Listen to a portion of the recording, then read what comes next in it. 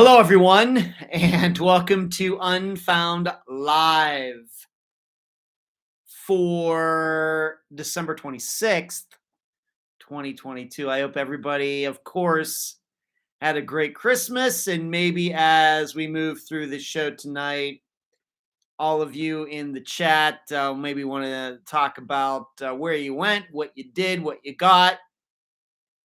And that, of course, what I think would be interesting to everybody else, including myself, to see what everybody did.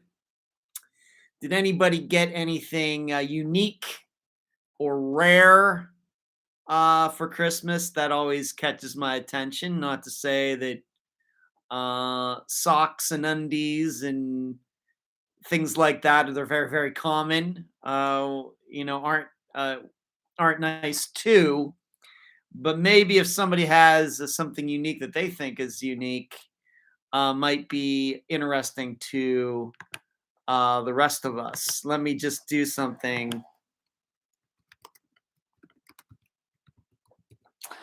There we go. But so as you can see, of course, for those of you watching live, December 26, 2022, or in the replay, you can see that I am not in Clearwater Beach, Florida. But many of you who have been with Unfound from for a long time know that the background is my dad's place in Renfrew, Pennsylvania, and that's where I am. And in fact, this room that I do this show from, or whatever else while I'm here, is actually the other bedroom where I sleep while I'm here. The bed is right here. There's a closet back there that you can see. That door goes out into the rest of the house. There is a TV that you can't see right here. And I know oftentimes new people ask, what is that in the background? And those are a bunch of pins that my mother and father collected over many years of traveling all over the world. And so that is like a pin board. And that's just a sample of them. My dad, I think, has many, many more than those that are hanging on that board on the back of that door. So, anybody watching this, you're wondering, what is that? Well, that's what it is. Before I go any further, I hope you will give this live show tonight a thumbs up. You know how important that is. Please subscribe to this channel. We recently went over 15,000 subscribers on this channel, and I'll get into that a little bit later. And share this video, this live show, with all your friends. If you're listening to this as a podcast, available on Spotify, iTunes, and elsewhere, I hope you will share it with your other people you know who are into podcasts, especially true crime podcasts. I realize this is a little different than what we usually do, but this is kind of a true crime news program, and maybe some people are into that, so please share that. And then also you can contribute to Unfound tonight by a couple ways during this live show. One, maybe you just want to hit the join button below my face and become a member, and you get some stuff for very, very low cost, some things that everybody else doesn't get. And then also maybe you want to hit the super chat button, which is that rectangle with the $sign in the middle of it. And you can monetarily contribute to what we do here at Unfound, have been doing for over 6 years now. As for me, I'm going to say hello, Charles. I'm going to say hi to everybody in a little bit. What did I do for Christmas? My dad and I went down to my former hometown of the town where I grew up, although technically we are in West Leechburg, not Leechburg. But went down to West Leechburg, and yes, the town is very, very small, but there is a Leechburg and a West Leechburg, go figure. It's really because the Kiski River goes through like the middle, and so they're in different. It's a town, but it's in different two different counties. Very rare. Anyway, went down to West Leechburg and spent the day with one of my dad's best friends and his wife and their daughter, her husband, and their son. And it was a great time. I had a really good time, a lot of good conversation. My dad and this guy, they taught together for many years. They have a lot of stories. My dad goes down there quite often to hang out with him, goes down to West Leechburg and hang out, just sit around and shoot the bull, as it were. And so we got invited down there for Christmas, and it was really, really nice. And they live in a very nice house, very unique type of house. When you're inside it, you almost think you're like in a, I don't know, kind of a lodge. There's a lot of wood inside, like a ski lodge or something like that. And it was really neat. And so it was. I know this. Let's just admit it. When you do the same things over and over for Christmas every year, when you go to the same places and see the same people, Christmases can start to run together. But because of the uniqueness of this was one that I will surely always remember, which is be able to pick the year out. Oh yeah, that was your 2022. Yeah, right. So it was pretty cool. And what was neat is that this guy's daughter is a lawyer and her husband's a lawyer.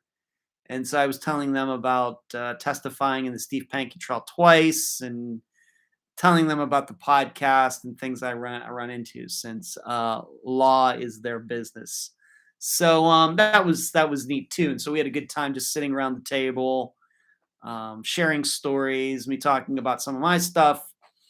At least the guy, the daughter's husband, talking about a lot of his work. So it was good. And food was great. Really didn't watch any TV at all. It was just sitting around a table talking for like over 4 hours or something like that. It was really engaging. So that was pretty neat. On Christmas Eve, I went down. My dad and I were invited to meet up with my brother Michael, his wife, and his wife's brother. And we would have met at a restaurant called Bravo's. And I guess I didn't even realize it's like a franchise chain. I would describe it as like an upscale Olive Garden. And we went there, had a great time. The food was spectacular. And I'm actually going to be seeing Michael again tomorrow. But we had a great time, and but it was a little dicey coming home, as all of you know. Pretty much the weather in the United States. If you're most of the people watching this are from the United States, although we do get a couple Australians and a couple Europeans in here as well. We had this huge cold front embrace a lot of the United States, even down into Florida. I looked at the temperature in Florida today, and it was only like in Clearwater Beach, and it was like 42 degrees or something. I was like, oh my gosh. But Saturday night, Christmas Eve, we're still going through that. And the drive home was a little dicey. It wasn't too bad on the way down, but on the way home, started snowing, and it's down to like single digits, and you just suspect there's going to be some icy patches here and there. So I just had to take it, not so much on the highway, but once we got into the secondary roads to get over to my dad's place here, you really have to watch it. And then you have to watch out for all the other people out on the road too. But that was a really good time. So that's what I did on Christmas Eve and Christmas. And then today, Dad and I went for a drive, and then I'm getting some work done today, lining up Friday's update episode. And then we went and had kind of I don't know, we went there around 3:30 in the afternoon. But we went to this Chinese buffet not too far away, and it's spectacular. And I am still feeling really, really fat right now. So let's see who's in here, and then I will move on to some other things. Hello, Valerie. Valerie gets in first. Hello, Karen. Orky, how are you? What's going on? You can see that Orky is in green compared to a lot of you who are in gray. Orky is in green because she is a member of this channel.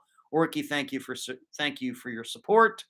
Jasmine, Moana, Mark and Indy, Spleen. What's going on, Spleen? Kathy got mentioned in this past Friday's episode. That is the Kathy I was talking about. And if anybody's wondering, Kathy, thank you for your assistance helping me to sort out some facts and figures on Unfound. Deeply appreciated. Hello, Suzanne. Jill, not in Arizona, but in New Mexico. Hello to you, Jill. Barbara. Sarah, good to see you. Deborah. Lisa, going to answer your question tonight, Lisa. Nephew Charles. Charles. Saw your uncle Michael on Saturday. I'm going to see him again tomorrow. Your uncle Brian gave me a ride to the airport last Thursday. And then tomorrow, I'm also going to be seeing your mother, Charles. Hello, Alec. Alec makes it in for a live. Good to see you, Alec. Ferry is the Chinese buffet in Butler. It is in Butler, Ferry. It's, what's it called? Fortune Star or something like that. Hello, Valerie again. Candy. Orcus is doing well. Woke up to minus 15 last week. I know the feeling, Orky. Hello, Coffee. Veronica. I hope everyone. Hello, Veronica. What's going on with you? Yeah, I don't know if Sheree is in here tonight. She has, of course, family over due to the holidays. And she had texted me not long before saying she didn't think she was going to make it. And I completely understand that. So, yeah, speaking of the weather, speaking of Orky bringing up minus 15, yeah, it has been miserable here. I mean, as I've said many times, if I'm going to come up in here in the winter, so I can't say it's miserable. If I'm going to come up here in the winter, I want it to snow like 3 feet, and I want it to be like 10 below. Let's just do it. If I'm going to be up here and I'm not going to be in the beautiful Florida area, and I'm going to be in Pennsylvania, and I chose to come up here. Dad loves me being here, of course. But if I'm going to be here, let's just do it. I want to see blizzards. I want to see negative temperatures. I want to see snowy roads. I just want to see all of it. And I've kind of gotten that at least a little bit. Certainly the temperature. With the wind chill, I know that's cheating, but with the wind chill, it was like minus 30 on Friday night, sometime in there. It wasn't when I got here, it was cold, but then Friday it really, really dropped, and then into Saturday, and must have been on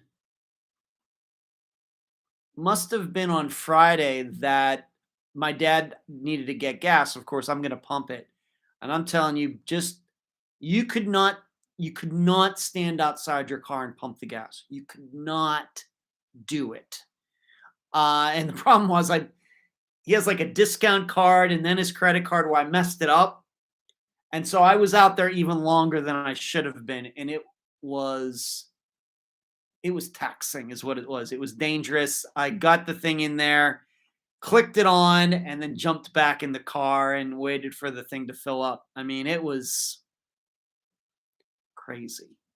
And I know even other places in the United States has been even colder, but and that continued through Saturday, going down there, driving down to Pittsburgh for Christmas Eve. And then yesterday it was cold, but it was more of a traditional Pennsylvania cold. And then it wasn't as bad today, but I will tell you, the temperature definitely dropped when my dad and I were inside that restaurant today. Between, I don't know, getting there maybe 3:15 and then maybe coming out of there 4:15, it seemed like the temperature dropped. And right now, what's it say? It's out there. Let me see. It's 17 degrees out there right now, but with the wind chill, let me see what my phone says. It's going to work. Let's see here real quickly. It says 17, but feels like 12.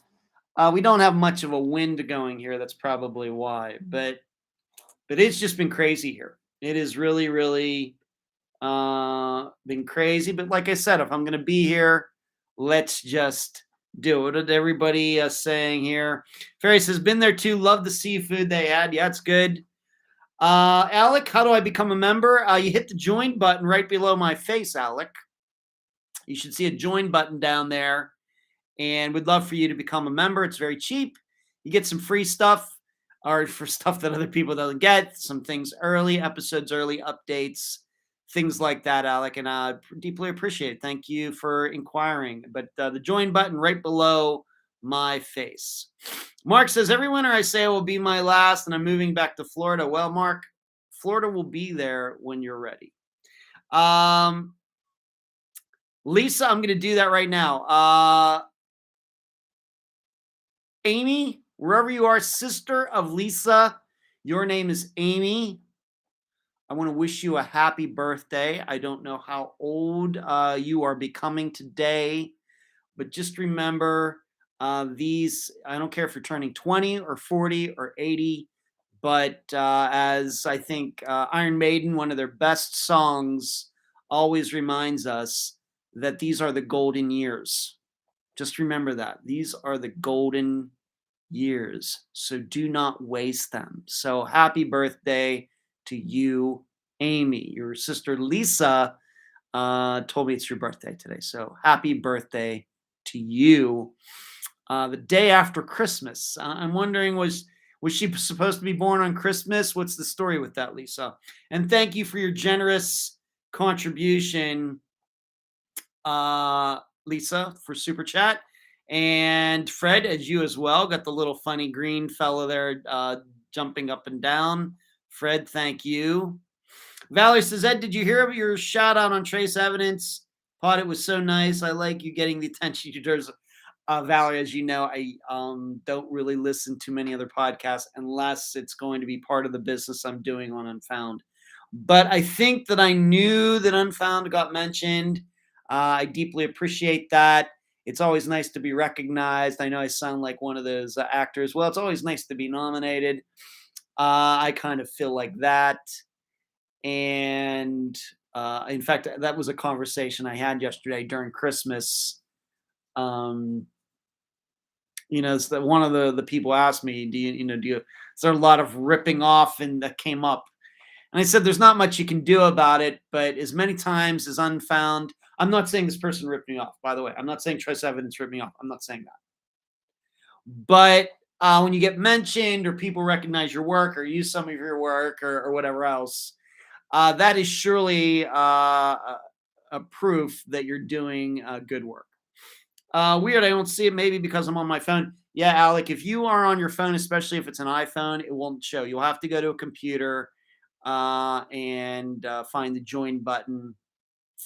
It's one of those things, Apple and YouTube not getting along.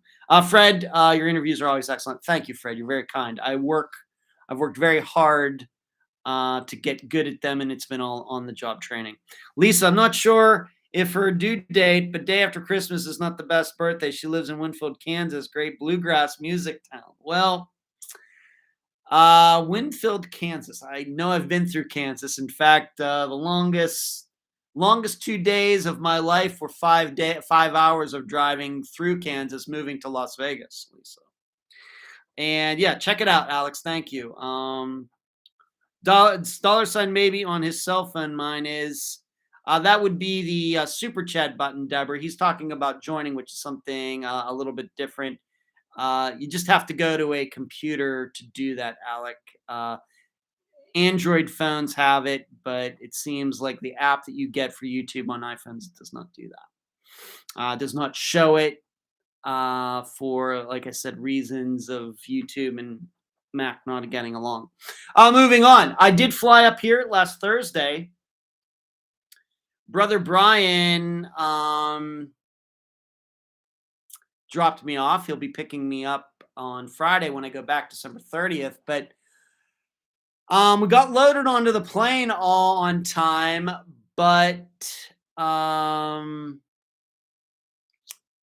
So the plane was supposed to take off at 3 o'clock, and we got loaded kind of on time, maybe a little late, but not crazy late. We got on the plane at about 2:30, something like that, 20 to 3. The plane did not take off until 4:30.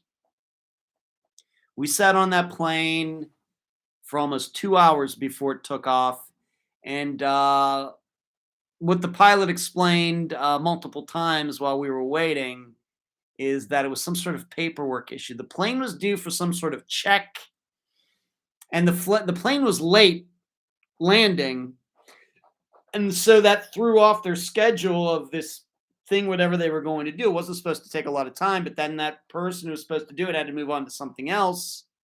And then once the person came back to check it, and then the paperwork got messed up, we didn't take off till 4:30, and so we landed in Pittsburgh an hour and a half late.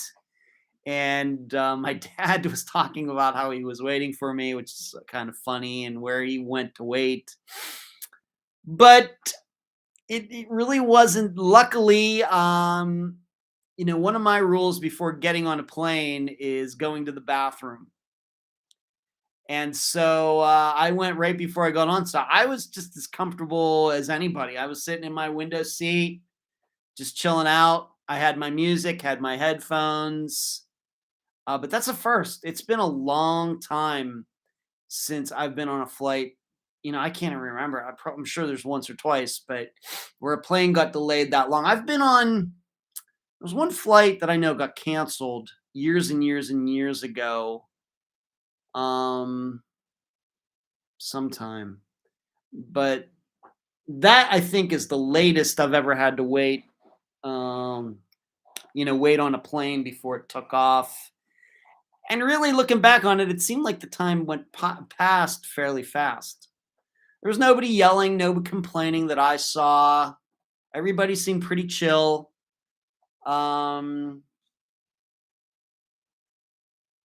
People were up walking around. You could stand in the aisles. They didn't mind that. You could go to the bathroom and all of that. So there was no shouting, but there was a woman who sat next to me, and I did say to her that, this, you might want to get your phone out. If we get into some fight here, that, the video could go viral or something, but none of that happened. It was a full flight though. It was fully packed.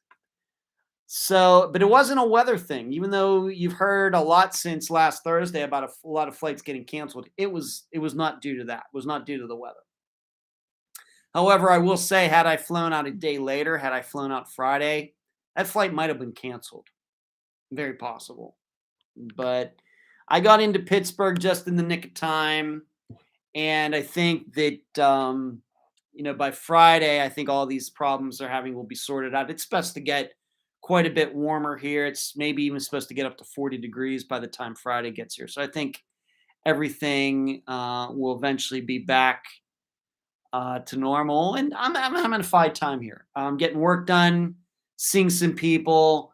I'm going to see my buddy Dave from Illinois. He's in the area too to see his parents. We're going to get together tomorrow morning for breakfast.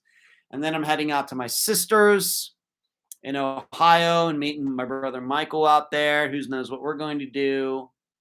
And then we've got the Think Tank, Unfound Think Tank tomorrow night, patreon.com/Unfound Podcast. We're doing the Think Tank tomorrow night. And then Wednesday, I'm going to get together with my buddy Brad for chicken wings. I'm going back down to the Leechburg area. And then I have a meeting at 8 o'clock with a couple of my assistants on Zoom. And then Thursday is going to be a day devoted to getting the update episode done. And then Friday, I fly back to Florida, and my brother Brian will pick me up and just get back to totally normal.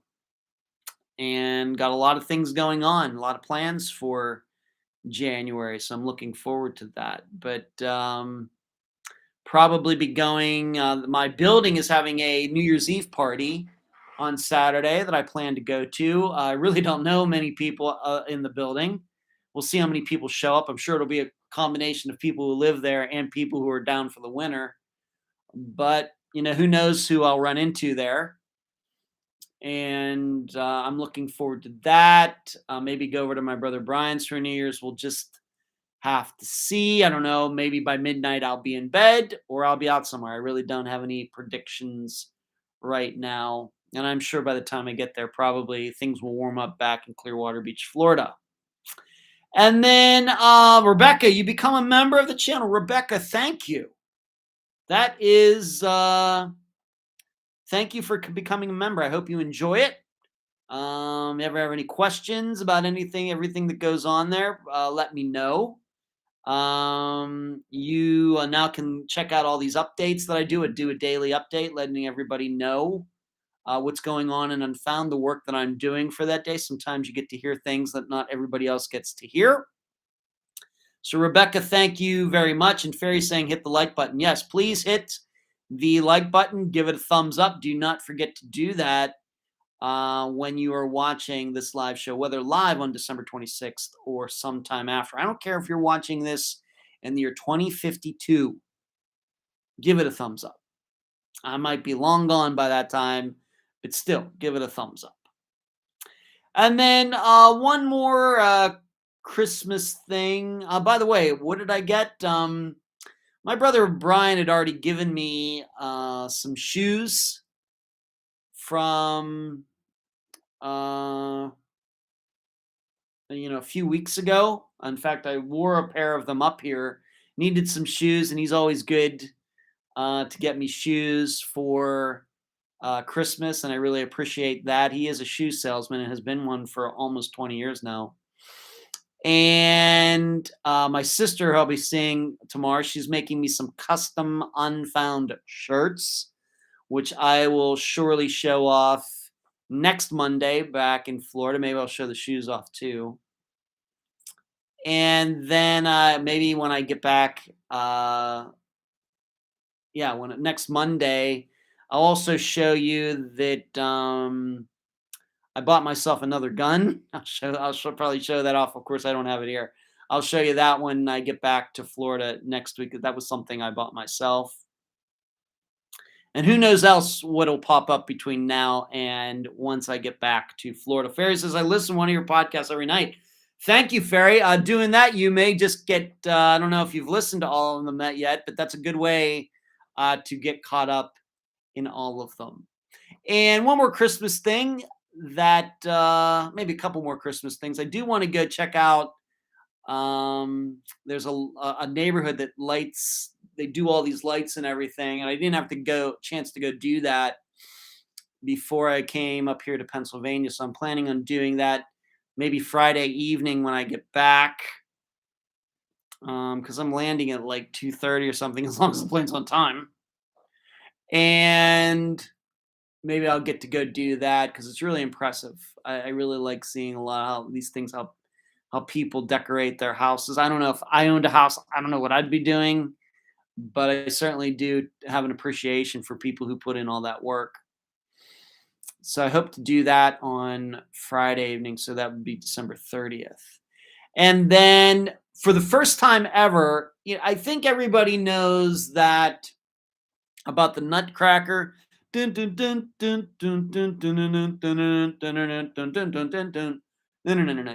the ballet from Tchaikovsky, but I don't know how many people know that was originally just like a story. It didn't have any music or anything. It was a story that existed, and then Tchaikovsky took that story and turned it into a ballet. And of course, he turned it into the Nutcracker Suite, but it was originally called the Nutcracker and the Mouse King or something like that. Well, I was flipping around. Was it on Friday night or was it Saturday night? And on PBS, they did the entire story with the music. There was no ballet, but it was in a concert hall in Wales. So it was the Wales National Orchestra performing all of Tchaikovsky's music from the Nutcracker. And it was Alan Cumming, the actor. I know him from like the second X-Men movie, the old X-Men movies. Well, he's from Wales. And as they're performing the music, he is doing the different parts from that actual story. And it was really good. And I had never listened to the entire thing before. I'd never heard the whole story before. And I was transfixed. I mean, I could not change the channel. It was just well done. I don't know if it'll play on a repeat or something like that. But he's up there on the stage with all of the musicians in the symphony. And, the crowd's there. And it was, of course, recorded. I think it was actually from last year. It wasn't from this year. It was like from 2021. But it was really good. So if you ever have a chance to come across that on PBS, I recommend, to check it out. It's really, really well done. Really gets you in that Christmas mood. And I really did not ever know the whole story about the Nutcracker and what it was all about. And so that was interesting to me as well. It does have like a little bit of an Alice in Wonderland feel to it, or even a Wizard of Oz, where a girl kind of goes to a make believe land. It's really, really neat. So if any of you ever have a chance to check that out on PBS, do that. Once again, thank you, Rebecca. Rebecca, thank you very much, Rebecca. And Alec, you found it. You found the join button. Alec, thank you very much. Thank you for becoming a member of this channel here in late 2022. Good to have you. And I hope you enjoy the updates and getting the episodes early and other things that come along with joining this channel. Thank you for your support of Unfound. Deeply appreciated. All right. Well, now that all of that Christmassy personal stuff is out of the way, and you should know Dad's doing great. I need to give him all the props in the world that on Thursday night when he picked me up, I mean, it wasn't totally cold yet here, but it was kind of dark, very drizzly, very difficult driving conditions. And it's like a 45-minute drive from where he lives to the airport. Well, he did the driving. He's 86 years old, and I let him drive. He picked me up at the airport, navigated all the cars and everything, pulled out. No problems. Dude is a solid driver for 86. It's crazy. It really is crazy. So props to him. Alex says, the least I could do for the hours of time I spend listening. Thank you, Alex. Thank you for. And Alex, I know what you mean. Given how long the episodes are, I do know how many hours the people spend listening. Thank you. Especially that we had a part 1, a part 2A, and a part 2B over the last couple of weeks. Thank you. I'm going to go right to one of the questions here that I got. I got a couple questions before the show started. I want to make sure I didn't miss any. So please hold on for just a second. And if you're wondering why am I looking off to this way this time, that's where the computer, usually when I'm at home, my computer with all the notes is over here. For this situation, it's over here. But let me see if I've gotten any additional questions here. It doesn't look like I have. Okay. Let's go to that. First question came from Christina. Christina, I don't know if you're in here or you'll listen later. Thank you for the question. Great question. Christina asks, what changes should take place in the true crime genre to ensure that victims' families are respected, that individuals are not falsely accused, or investigations hindered by those who become overzealous or have the wrong motives? Well, Christina, this is probably part of a longer conversation I'm going to eventually get into tonight, given something that's happened over the last couple weeks in regards to the murders in Moscow. But there's nothing you're ever going to be able to do, really, about people out there who, whether we want to call them trolls or just bad people, or people who are just looking for publicity or whatever else. I don't know what you're ever going to be able to do about that. I do believe in the First Amendment, free speech. Certainly, if these people were in other countries that there would be things probably that could be done, but then in those countries they don't have freedom of speech, which um, is probably not good either. So I think realistically, you're not going to be able to do anything about it. Hold on just one second. Something loud going on out here. Hold on a second.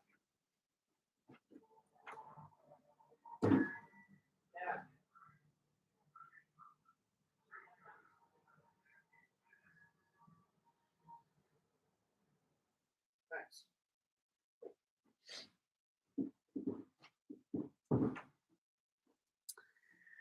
All right. Dad's watching TV out there, and actually his hearing's okay, but I think he flipped from one channel to the next, and it got like really loud. They got this orchestral music going on, or something's going on out there.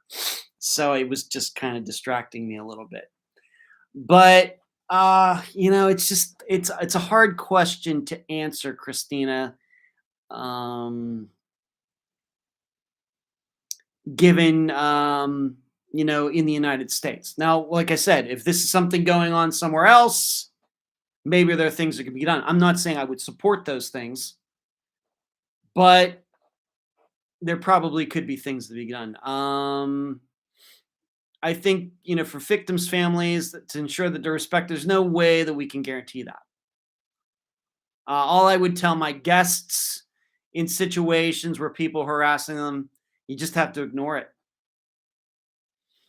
Trying to fight them, trying to argue with people like that only inflames them more. That's what they want. So don't give them what they want. And that's what I would say about trolls for anybody in any topic, that don't feed, there's that saying, don't feed the trolls. The best way to control them is just to ignore them. I have them too. And I get harassing emails. We get messages in the group and everything else. And I pretty just ignore all of it. We just have to decide the podcast gets done, whether there are trolls or not, whether it's being appreciated or not. That's just the way it is. And that's what I try to remind the families. These people doing these things don't matter.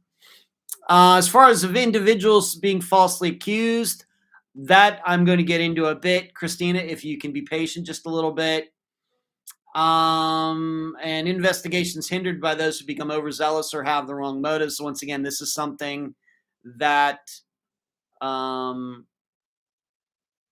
get into a little bit using a very specific instance of a story that's out there right now that happened it became a story within the past week, but it seems like it's been going on a little longer than that. But Christine, it's a great question. It's never going to be a perfect world. It's like anything else. It's never going to be perfect. But I think there are certainly things within true crime media people who take this seriously that we can do, things that we can do.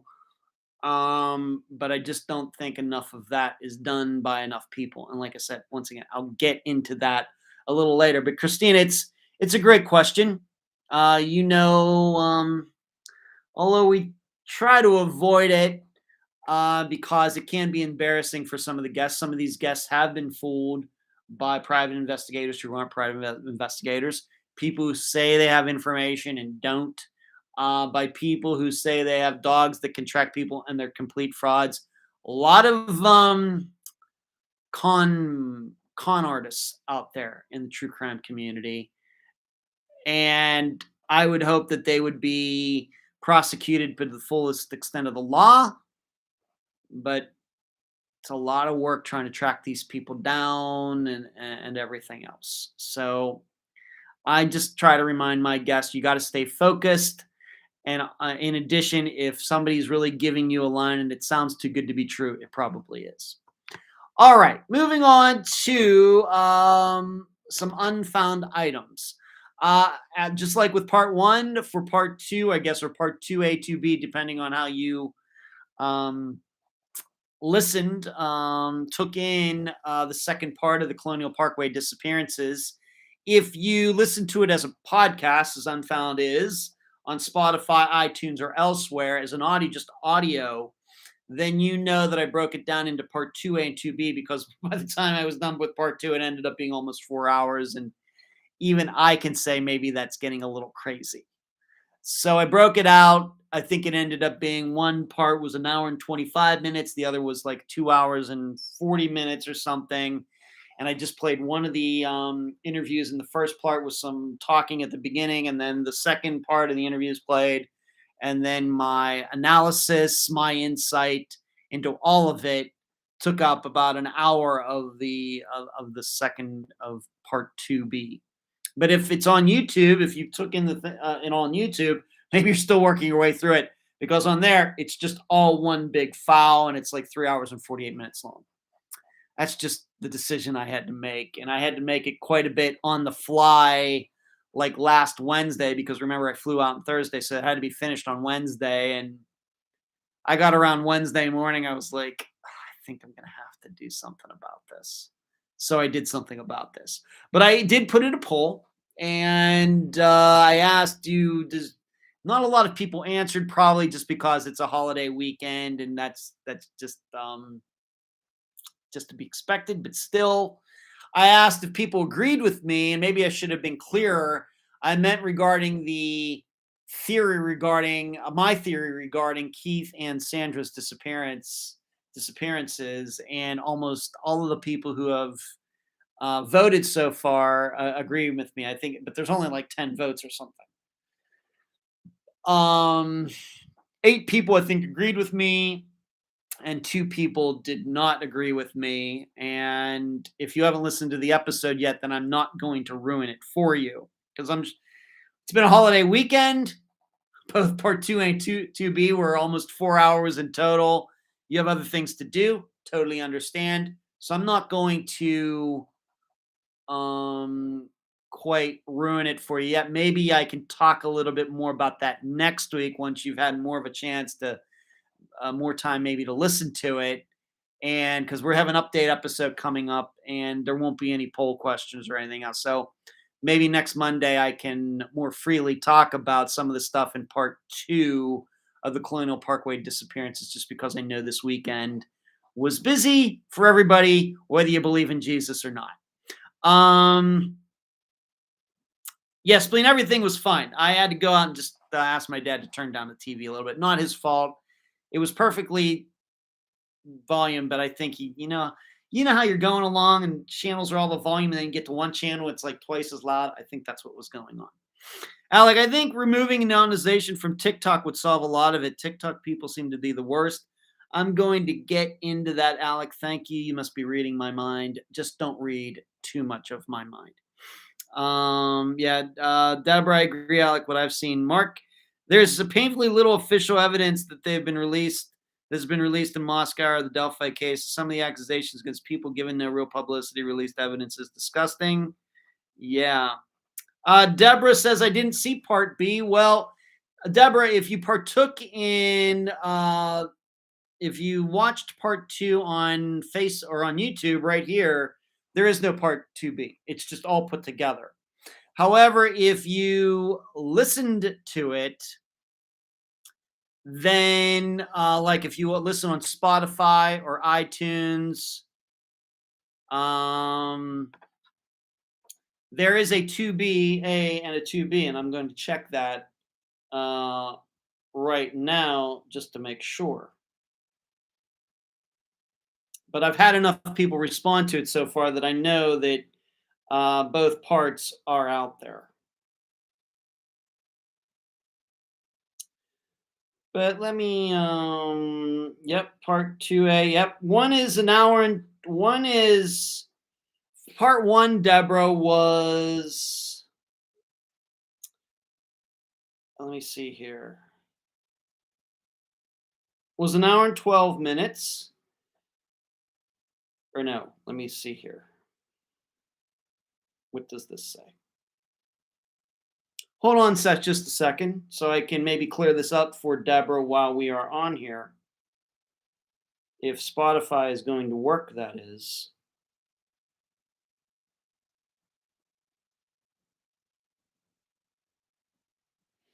And please remember that we did have some upload problems. Part 1 was, how long was it? Let's just do it this way.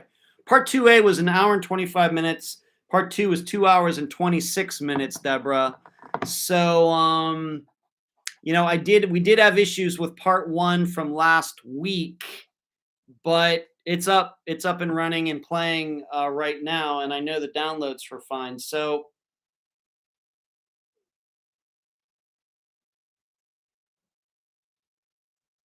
let me just check this.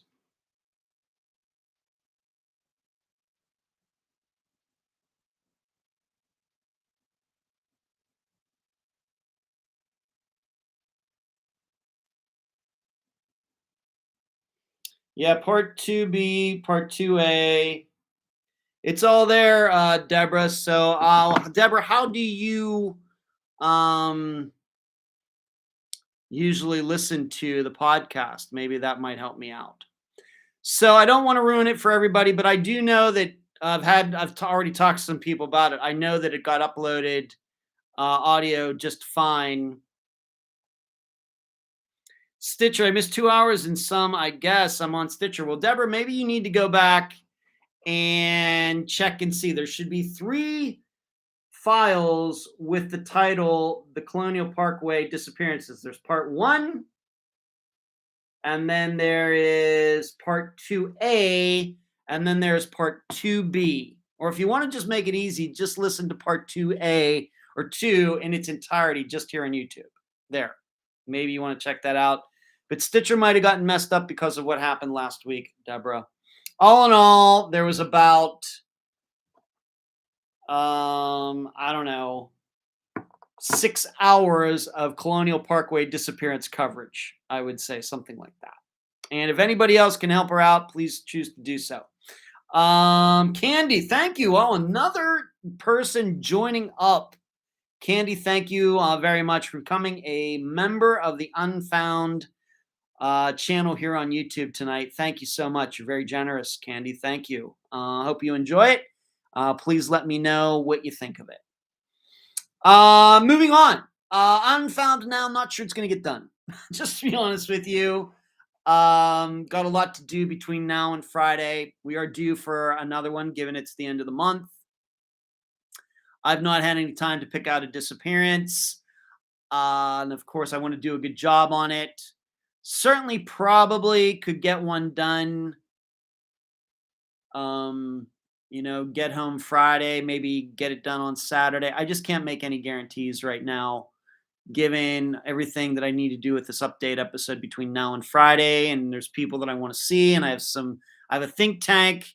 I have a meeting with a couple of my assistants, and I'm sure Thursday is going to mainly, and of course, I'd like to see my dad a little bit more before I leave.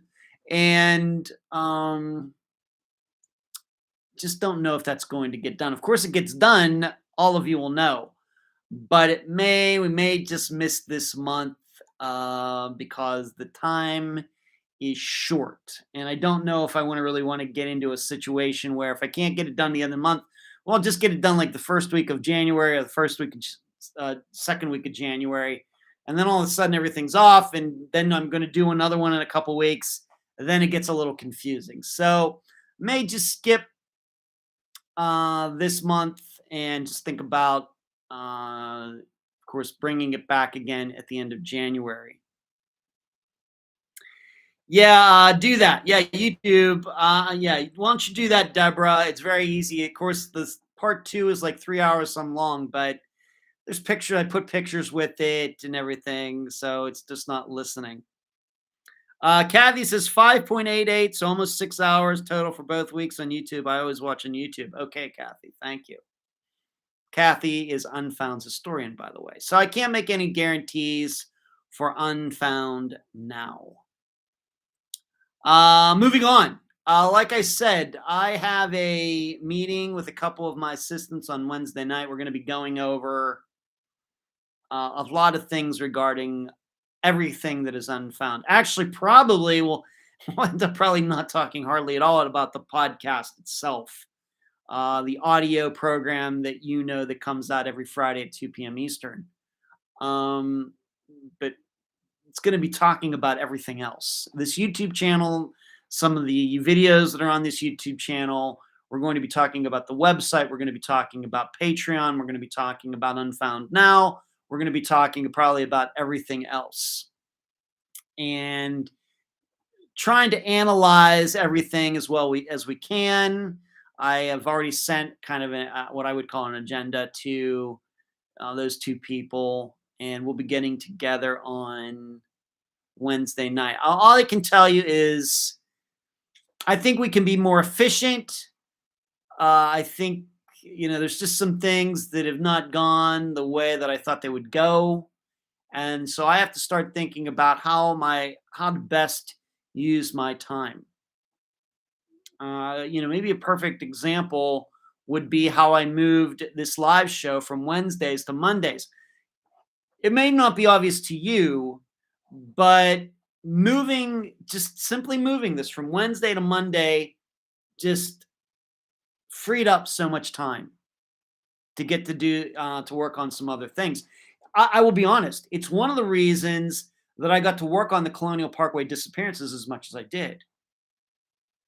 Just moving this kind of earlier in the week, moving it further away from when the actual podcast comes out, really freed some of my time up. And one of the reasons was that in the old work format, Mondays were always kind of a slow day for me. And it almost sometimes felt like a wasted day because I'm doing so much work over the weekends, getting the episode out, writing the blog, getting ready for the think tank and all of that stuff. And then, of course, sometimes I have a disc golf tournament or what's going on. And then you come to Monday and it's like, poof, like nothing's going on. Well, moving this to Monday more evenly spread out the work that I do. And little did I know that was going to happen when I did it. But we're going to be looking for other things like that. And so I probably just going to be the first of a few conversations that we'll be having moving into 2023. Maybe we'll end up having one a month or something to really go over some things. Just like I said, some things have not gone the way I wanted. I'd like to concentrate on some other things that I think there's a lot more opportunity there, but I don't have time to get into that stuff because of other stuff. And these, all of my assistants, of course, are very, I trust them a lot. And each of them has their own things to do. And so I'm just asking a couple of them for some insight. Thank you, Deborah, and thank you, Kathy. Okay, so we got I'm calling this meeting the state of the podcast. So there's a State of the Union that the president does, State of the State that governors do. And so with a couple of my assistants, I'm calling it the State of the Podcast. These are not things, if we're going to do any changes or I'm going to make any changes, I don't think it's going to be right away. I'm just going to have to find a way to phase things in, phase things out, change things around. And that's not all going to happen in January. But I do want to set up some specific goals for Unfound for 2023. Where do we need to be come December of 2023, come a year from now? Because, truthfully, 2022 was a great year. It was a great year for Unfound. We just recently went over 15,000 subscribers on this channel, which is amazing to me, given that it's like a secondary, a third or fourth level outlet for Unfound. To have 15,000 subscribers is there. I certainly wish we had more views for everything we put there, but I also realized that most people take in Unfound is first and foremost an audio program, not a video one. And so I always try to remember that people who are podcast subscribers will subscribe to the YouTube channel here, but still they partake in the Friday episodes on audio, not on YouTube. So I always try to remind myself of that, but I think that we've found some good ways to use YouTube, even though Unfound is a podcast, an audio podcast. And really no other place does that. And but are we maximizing it the best? Of course, for 2022, I never could have suspected that I would have this contract with Spotify, that it's going very well. And as far as I know, we're going to re up again in February, which will be very good. I have no reason not to believe that. I've certainly made some money from it. The podcast has made some money. They have certainly made some money from it. Their payments to me have been made on time. My payments to them have been on time. So there's no reason to think that that's going to change. I've never even heard of them dropping anybody. As I think as long as they're making money off of it, they're going to keep it. So that was something unexpected that happened in 2022. So I can only believe that good unexpected things are going to happen in 2023. Couldn't have expected to hook up with this, UK company for the Steve Pankey trial. Although I haven't talked to them a couple weeks, but it is the holidays. Could not have expected that to happen, which has been good. I'd like more of that to happen in 2023. The question is, how do you make those things happen? I don't want to just be sitting back waiting for them to happen. How do you go out and make it happen? Not just contact these people and they say, oh, yeah, okay, but actually make it happen. Not just get a response from them, but get into something that starts to move forward. It's difficult, but I just wish I had more time to do that. So that's be one more of those conversations. But I don't want anybody to think that we're making these changes. Eventually, going to be making some changes in 2023 because 2022 sucked. It didn't. In fact, I would say that since its existence, Unfound has gotten better and better every year. I'd like to think that I've gotten better and better as a host as well. But I think that given being that somebody just mentioned, like Trace Evidence mentioning Unfound, I know many places ripping off a lot of the work that has been done here. Obviously, people, even though people won't really come out and say it, but I continue to believe, and even though it's not the most popular true crime podcast out there, as much as we get ripped off, surely no other podcast out there gets ripped off more than Unfound does. Surely not. So, it's, I guess that's some form of flattery. So we should never, myself, my assistants, all of you, the guests should never look at Unfound and think, oh, it's getting worse or it's not doing well. The amount of times that Unfound gets mentioned and gets copied and gets, copyright infringement and everything else shows that the work we're doing here is of a very high level. People would not be copying and ripping it off if they thought it stunk. That's what I try to remind myself. But still, there's more to be done, and in a more efficient manner. And I guess all that'll mean is it'll get ripped off even more. So there you go. But I'll let y'all. Yeah, I don't know how much I'll be able to say about this meeting that happens on Wednesday. Probably at least a little bit, but surely not all of it. Moving on. Given that this is an update episode month, there will be no newsletter. You can just consider the update episode that will come out this Friday. If there's any news or anything that would go into a newsletter, it'll just be in that episode. And that's the way I always do the end of the year. I think that's 3 years running now. That at the end of the year, when the update episode happens in December, that is just considered to be the newsletter as well. Because as you know, sometimes if you are on the newsletter list, if you aren't, email me, unfoundpodcast@gmail.com. You know that sometimes updates on particular disappearances are included in there. Well, that's what the entire episode on Friday is going to be about. Number 13, by the way, lucky number 13. So do not be expecting a newsletter this weekend. just because of that. What is Alex says? I don't know if it's your scene, but have you considered attending CrimeCon in Florida for networking purposes?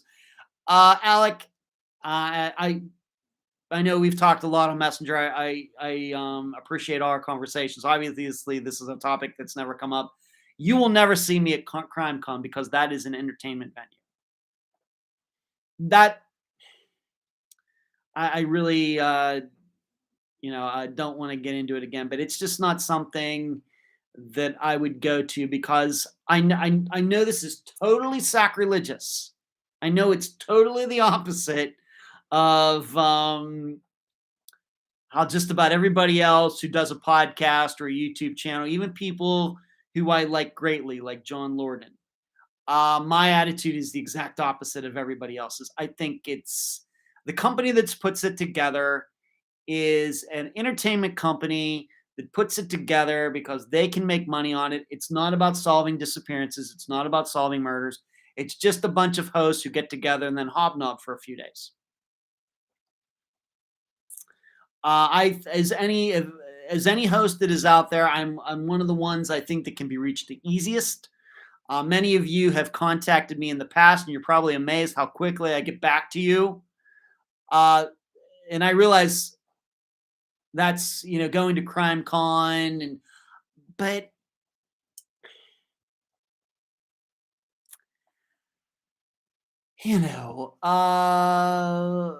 I really it's kind of a putting the people who do these podcasts and everything up on a pedestal. And I'm here to tell you, we don't deserve that. I think too many of the hosts, the reason the hosts go there is so they can get, pats on the back and, once again, hobnob with other podcast hosts, meet some listeners and get all the accolades and be told how great they are and everything. And I appreciate all that from all of you. I just never want you to think that I don't take every great word that you said about Unfound Heart. I take every one of them. I thank you all. But it just seems a little shallow to me. If I was let's just say if I was doing something different, a different kind of podcast or something, maybe it would be different. Maybe if I did a podcast or a show about cars or about video games or something like that, where the topic isn't as serious, I'm guessing I would have a different attitude. But as I continue to say that I am not the star of the podcast, the guests are. The missing person is.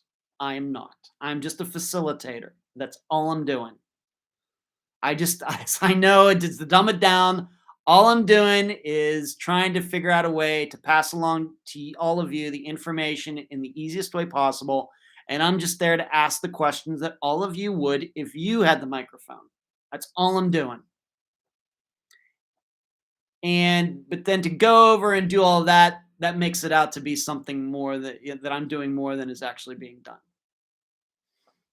So, I think too many people go there, just want to have pictures with all of these other people on 40 hours. I don't care about any of it. I just don't care. I would rather go have lunch with one of my guests, like I've done several times. Of course, I've gotten together with some listeners, like one-on-one and things. That's more my style. Let's get together. Let's have a, one-on-one conversation. Let's talk about some disappearances. Let's talk about you. What do you do in your life? Instead of showing up there and people looking for autographs and all that thing. And I find it all pathetic. That's me. Like 4 times during the episode and says you're a great researcher. I appreciate the host of Trace Evidence saying that. I appreciate it. So thank you for understanding, Alec Ferry. At least this is why the guests trust and respect you. Have integrity. I have no problems in large crowds. I go to rock concerts. I like to go work at Starbucks sometimes. I go to trivia. It's not like I fear the public. And I think anybody who has met me in person, anybody who sees me as a podcast host has met me in person. No, I'm a very engaging guy. I'm very laid back. I like to crack jokes. Um, you ask me questions, you're going to get direct answers, but I like to know what you think too. And CrimeCon just does not offer that kind of opportunity. It just doesn't. TD says, yeah, it's hard to articulate, but the topic makes it awkward to put a sort of trade show thing on and commercialize it, something like that. Yeah. The reason those are put together is not to solve any disappearances or murders. The reason the company puts that together is to make money. And the very second they're not making money doing that anymore, CrimeCon won't exist. Even though the crimes and the disappearances will still happen and they'll still be unsolved, the company that puts that together will just not do it anymore because there's no money in it.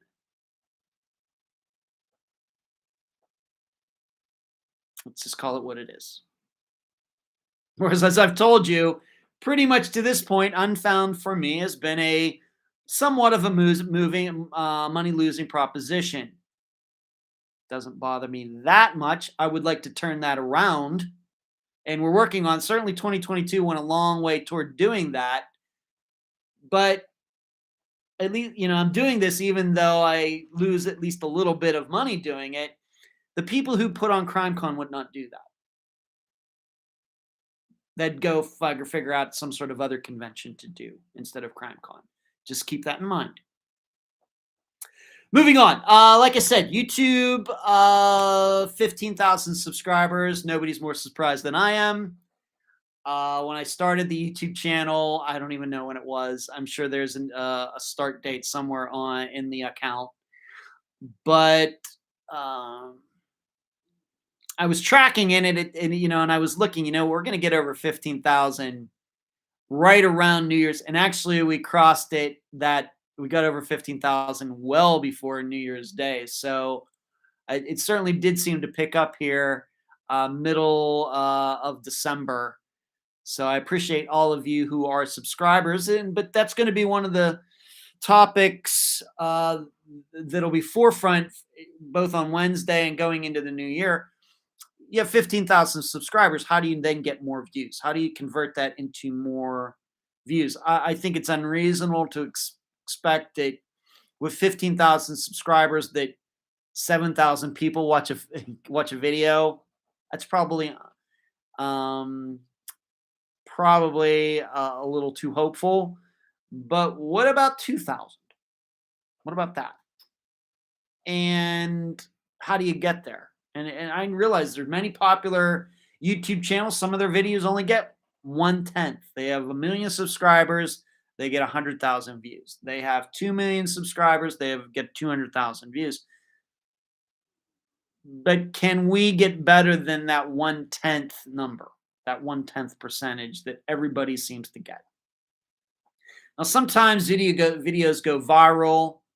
And sometimes there's like bots that latch on to the link to a particular video and you'll just see the views go through the roof. But I don't really consider those to be real.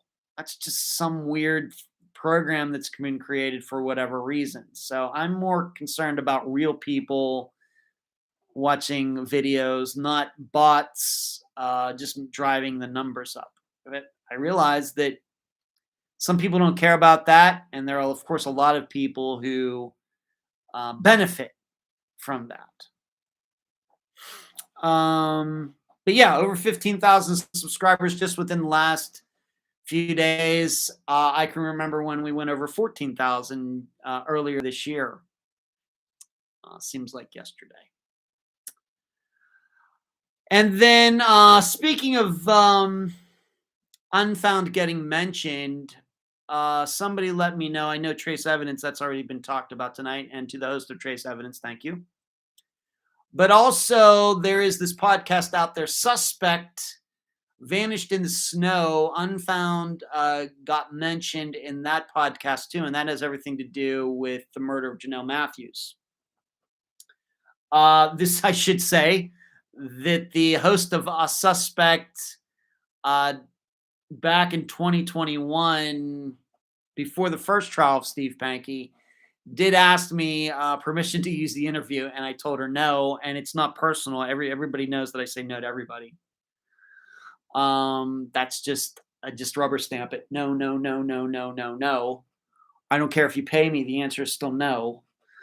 So she shouldn't take that personally. I never asked to use anybody else's stuff. So, and I don't think I'm ripping anybody off, by the way. But Unfound did get mentioned. I think that part of the interview, or I shouldn't say that. Maybe some of the interview that I did with Steve is in there. I really don't know. But the host of it, the podcast, did mention Unfound. Maybe in episode 5, somebody told me. I've not listened to it. Once again, that's not personal. I just don't have the time. So, but maybe you want to check that out too. Of course, you know everything I've had to say about both trials 1 and 2, and I'm going to go over it again for update episode number 13 this Friday. But maybe you need to see somebody else. I mean, this woman certainly has true crime experience. She has done some other true crime things in the past. So maybe you want to hear what she has to say about it too. So you want to check that out. The podcast is called Suspect, but I think it's behind some sort of paywall or something at Amazon. I think. So you will have to contemplate whether you want to. Maybe if you're an Amazon Prime member, you get it for free, maybe. But I think that it's behind at least a very, very small paywall of some type. But still, maybe you want to check it out. Lisa says, that was me that mentioned Suspect on your page. Okay, thank you, Lisa. Also, Lisa, you have a question for me that I will get to before we're done here. In fact, I'm going to answer it just here in a few minutes. And then you also said, just have to be a Prime member. Okay, so if you're a Prime member on Amazon, which a lot of people are, I am, then you get to listen to Suspect Vanished in the Snow for free. Otherwise, I'm not sure how you get to listen to it. Alex says, I've listened to it. I remember them mentioning you. It's a Prime it's a Prime exclusive. Well, heck. Okay. Well, I guess if it's a Prime exclusive, I guess that means maybe nobody else, if you're not a Prime member, you can't listen to it at all. So maybe that's what it means. That's unfortunate. But I thank the host for mentioning Unfound and the work that I did interviewing Steve Pankey, going to testify twice. And I got to talk about that yesterday with those 2 lawyers and everything. So there's that. Okay, Lisa, I'm going to answer your question. Then I'm going to get into some national news, crime news before we're done. And we'll get into that topic that Christina asked me about social media, etc. Lisa asked me favorite thing at the China buffet. I did go to a Chinese food buffet today, although there was all sorts of food there. It's called Fortune Star. It's right here in the Butler area, over by the Walmart, about 10 minutes away. This is the second time that my dad and I ate there. I ate there back in August, or was it late July, when I went to Illinois, then drove over here. We went there, loved it, went there today. It was very busy. My favorite thing, Lisa, is either the sushi, and they had this stuffed shrimp today that was spectacular. Even though I'm eating some things I shouldn't be eating, like garlic and onions because of my FODMAP issues. But the sushi, the stuffed shrimp was spectacular. The ribs were okay. They could have had some more flavoring to them. And then the cookies I had for dessert were they just look like, regular cookies, but dang, just like regular chocolate chip cookies or something, but they were spectacular. And then I also had, I had some chicken on a stick, which is, I love. I ate a lot of chicken in 2022. Chicken wings, chicken breasts that I cooked. And so I'm a very easy guy to please when it comes to those things. Stayed away. Usually I'm a chicken and broccoli guy. Did not do that this time. My dad did and loved it. But but I think I went back 3 times. I was really feeling fat. In fact, to be honest with you, I'm still feeling fat as I sit here doing this show tonight. And we ate what? 6 hours ago. So, but that would probably be my favorite thing. I can't say everything that I had there today was excellent, but they have so many choices. I mean, you must have 100 different choices there. It's crazy. Even when it comes to dessert, they have like different kinds of sherbet and ice cream and pie and cookies and pudding and fruit. Though I had a bit of pineapple. I love pineapple, although I can't really eat most fruits anymore for a variety of reasons. But I do love some good pineapple.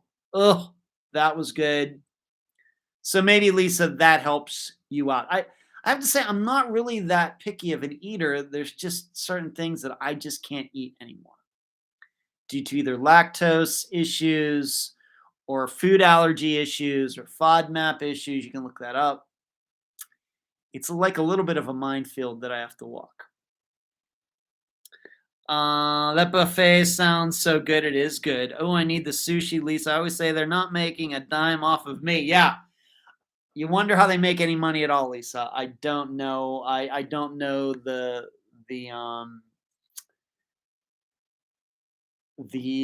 economy of making a restaurant work. I know that it's very difficult. A lot of restaurants go out of business, and there's very small profit margins and everything. But I mean, there was a ton of people in there, but if they're making money off of every person that goes in there, they're making money. It's just hard to imagine the amount of food and everything that they put out that they're making money. But that place has been there for a while, so maybe the owner of it uses that as a tax write-off or something. Maybe the person who owns it is some like multi-billionaire or something and uses that. I don't know. I really don't know. But I'll just take for granted they're making money. Okay, let's move on to this. Now, this is where that topic that I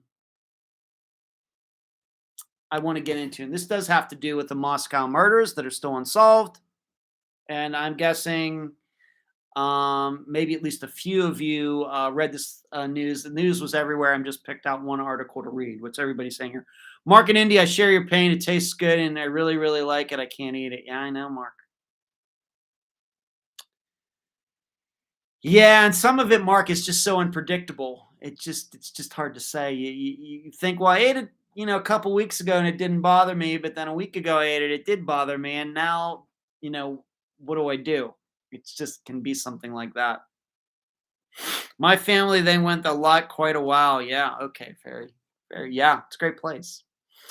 I'm going to read this. This has to do with the Moscow murders. A history professor at the University of Idaho is suing a cyber sleuth for defamation after the would-be detective accused her of involvement in the campus slangs last month.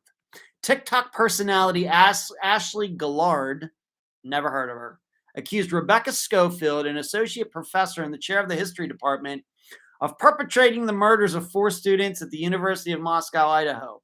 The lawsuit filed Wednesday points to numerous videos posted to the platform that attempted to tie the teacher to the killings. The statements made about Professor Schofield are false, plain, and simple, Schofield's attorney said. What's even worse is that these untrue statements create safety issues for the professor and her family. Now you see how this goes back to that question I answered at least partially earlier in this live show from Christina. They also further compound the trauma that the families of the victims are experiencing and undermine law enforcement's efforts to find the people responsible in order to provide answers to the families and the public. Professor Schofield twice sent cease and desist letters to Ms. Gillard, but Ms. Gillard has continued to make false statements knowing they are false. Thus, the lawsuit became necessary to protect Professor Schofield's safety and her reputation. Gillard posted a video Friday, so just a few days ago, or maybe a week ago, in some days, responding to the lawsuit saying, "I'm not stopping," and questioning why Schofield needed 3 lawyers to sue her if she's so innocent. Kaylee I can't pronounce her last name, Gailey Gonkaus, Madison Mogan, Ixana Kernodle, and Ethan Chapin were stabbed to death inside a 3-story home between 3 a.m. and 4 a.m. on November 13th. The lawsuit alleges that Gillard started posting on November 24th and directly blamed Schofield, stating that the professor had been involved in a relationship with one of the murdered students, Kaylee. On or about November 28th, 2022, Gillard posted 6 TikTok videos to her account in which she falsely stated that Professor Schofield, the chair of the history department, was responsible for the 4 students' deaths. 2 of the TikToks directly and falsely state that the Professor Schofield ordered the execution of the 4 students.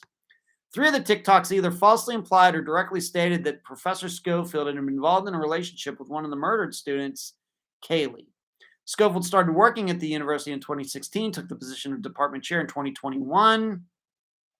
In the lawsuit, it states that Schofield was important in visiting friends at the time of the killings, had never taught or met any of the victims. Moscow police have yet to name a suspect and have to dedicate time to help controlling the rampant rumors and theories that have circulated due to the murders.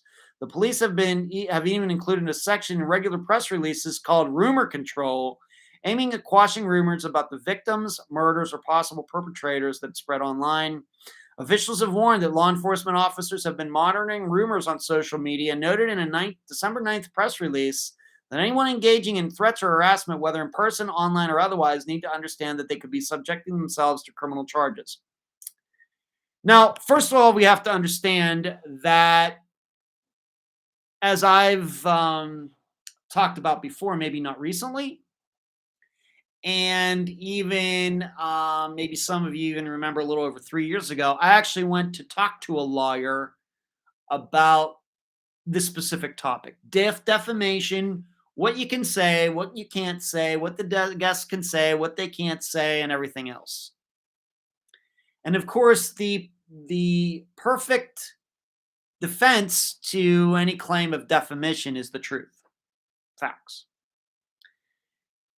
Even so, defamation cases are very difficult to win for somebody who is bringing one. It's very hard because you can't just say, well, the person hurt my feelings. Now, obviously, this professor's feelings have certainly been hurt, but that is not enough. You have to be able to prove that because this person did this, that you lost money, you lost your job, your wife left you, or things like that. And that, if none of that happened, then you're going to have a hard time winning your case. Still, I find what this TikTok person has done to be disgusting.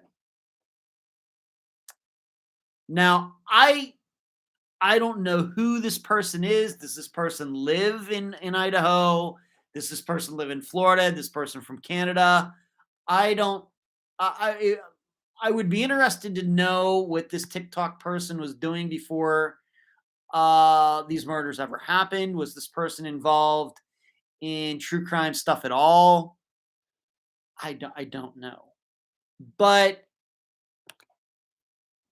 what I think about this as a whole, and maybe this is kind of going back and just to remind you all of Christina's question from like an hour ago, I'll read it again. What changes should take place in true crime genre to ensure that victims' families are respected, that individuals are not falsely accused like the professor, or investigations hindered by those who become overzealous or have the wrong motives?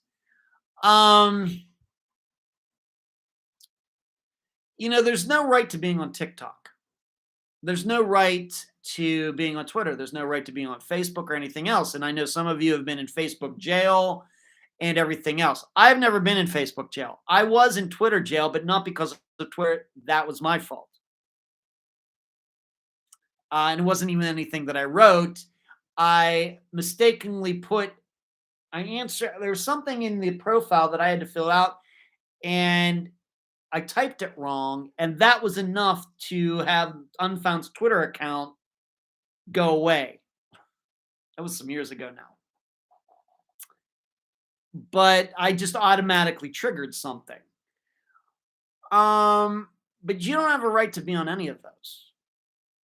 Even though it does seem that the rules and laws and everything that they do are somewhat arbitrary. How can it be that this person can make all these comments about this professor and still have the account, but then somebody else, maybe can say things about a politician or something, and get banned in moments. It's hard to understand. I agree with you. There doesn't seem to be a lot of consistency there. But I do think that in situations like these, this person should have been banned immediately. Now, I know all these people, I don't know how they keep track of all these videos. I don't even know.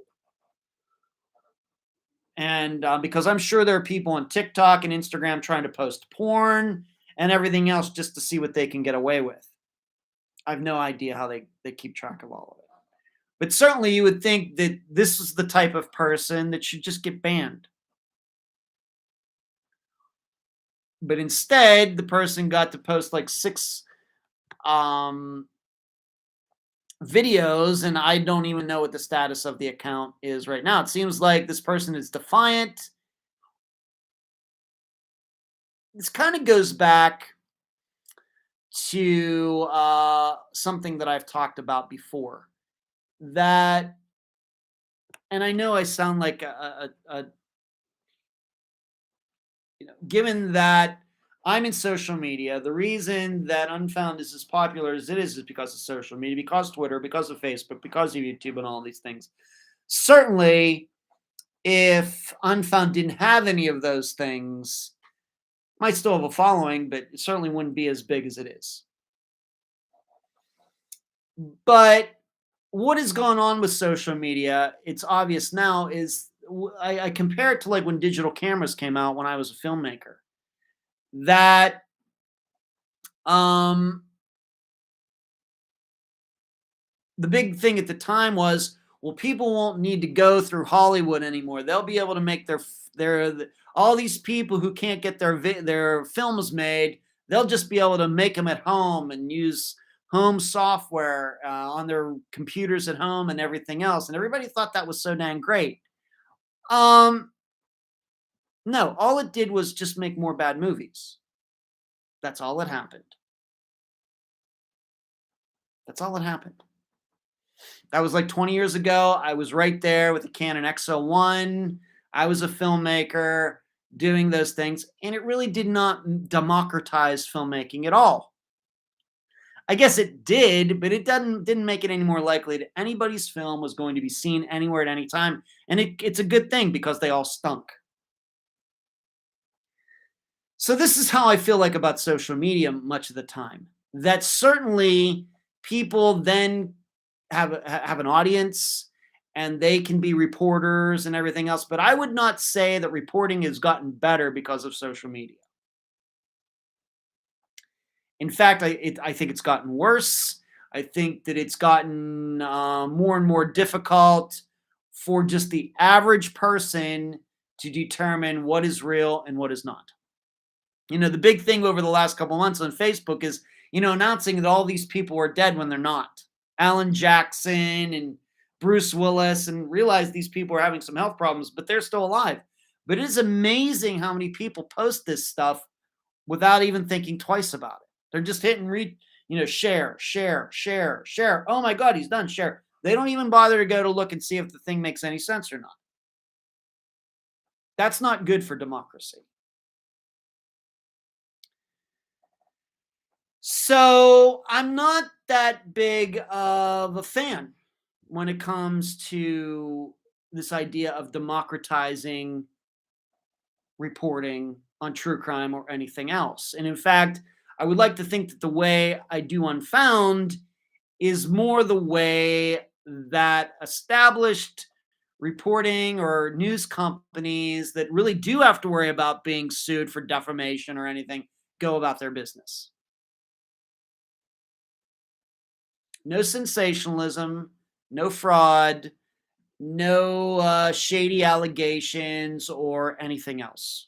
And even when in part 2 of the Colonial Parkway disappearances, even though I came to a conclusion that I think the facts show, my understanding of disappearances, that somebody who knew Sandra and Keith killed them, I showed you the step-by-step way I came to that conclusion. I didn't just play the interviews and then suddenly say, oh yeah, I think that a really close friend of theirs who knew them really well killed them, and just left it at that. I showed you how I got to that point. Could be wrong. But social media, TikTok, and the rest of it has not made reporting on true crime any better. It's gotten worse. I think also that the story like the murders in Moscow, it becomes what I call a cottage industry. It's kind of a term that goes way, way, way back. But people know that it's popular. They want to have a popular TikTok channel. They want to have a popular podcast. They can't do it through the good old fashioned way of starting from scratch and doing their own work and trying to find people to talk to and everything else. No, what do? They just come out with the most outrageous allegations just to get eyeballs and ears. This is what it sounds like is going on here. And this person, once again, I don't know who this person is, but they're probably thinking, okay, I'm going to get sued. Probably not going to lose, but dang it, my name's going to be in the news and I'm going to get a reality show out of it or something. And it's all terrible. It's all terrible. And this is going back to why I don't go to CrimeCon. This is one of the other reasons I don't go to CrimeCon, because people like that are accepted at CrimeCon. That's why I don't. That's one more reason I don't go.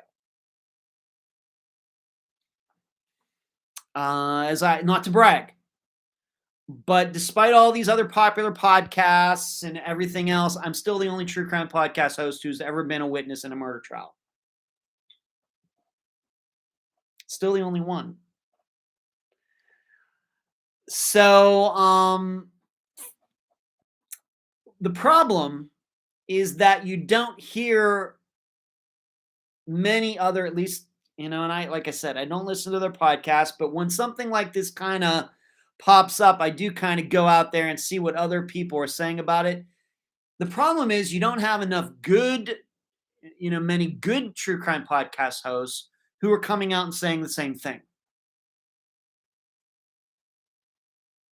And I kind of, this has been a topic that's on my mind. It's not enough to just do good, moral, ethical, legal work on your own podcast. That's important.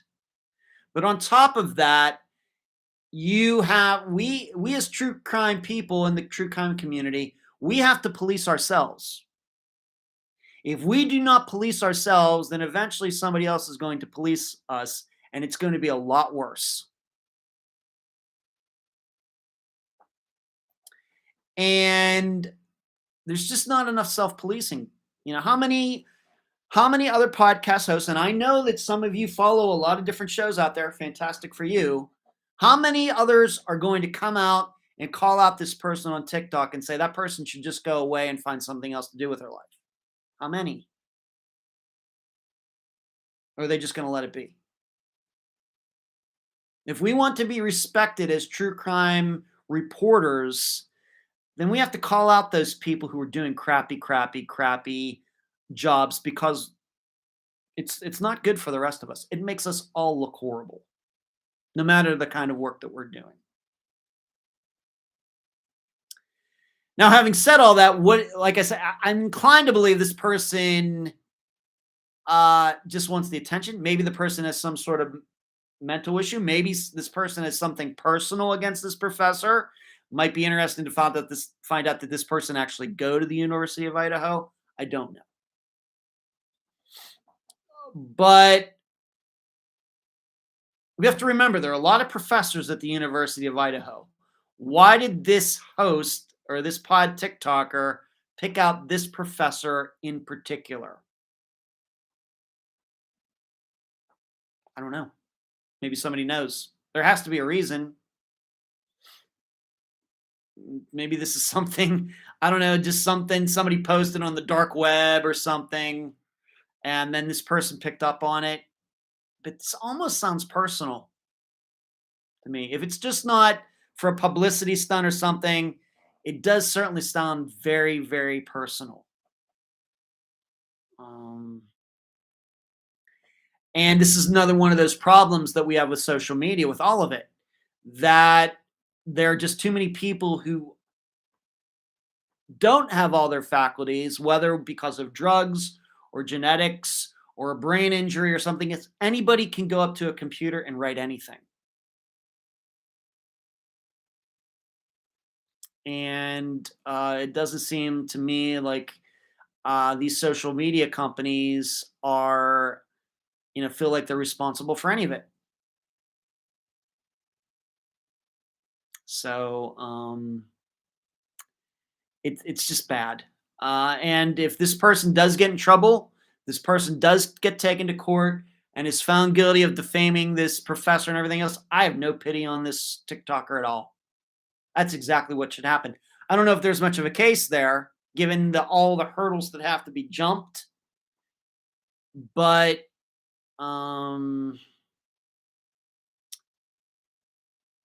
there's something else that comes to mind, and this goes back to one of my favorite movies, Network, from 1976. I just spoke about Network within the last couple months. One of the main characters, Howard Beale, he's having a nervous breakdown, and he goes on TV and he says he's going to commit suicide, and the TV station wants him to do it because it's going to help their ratings. You have to see the movie. But all of you have to understand something, not just about true crime, but in any sort of reporting. And this is something that Howard Beale says in the movie. Way back in 1976, before the 24/7 news cycle, before social media, before the internet, before everything else that we now accept as being media. In 1976, he said this in the movie. They'll tell you any, and he uses the S word, they'll tell you any crap you want to hear. And so I urge all of you to remember that there are too many hosts out there of true crime and everything else. They'll tell you anything you want to hear because they know you want to hear it. And because of that, you will then tune in again. They'll say people say anything just to have you come back. They will do that. They will stroke your egos, play into your pride, play into your vanity, and everything else. They'll say any crap you want to hear. And I just hope you're self-aware of enough to know that when that is happening. Just keep that in mind. All right, I'm going to get off my soapbox for a little bit. Alex says, Gonsalves. Gonsalves, thank you.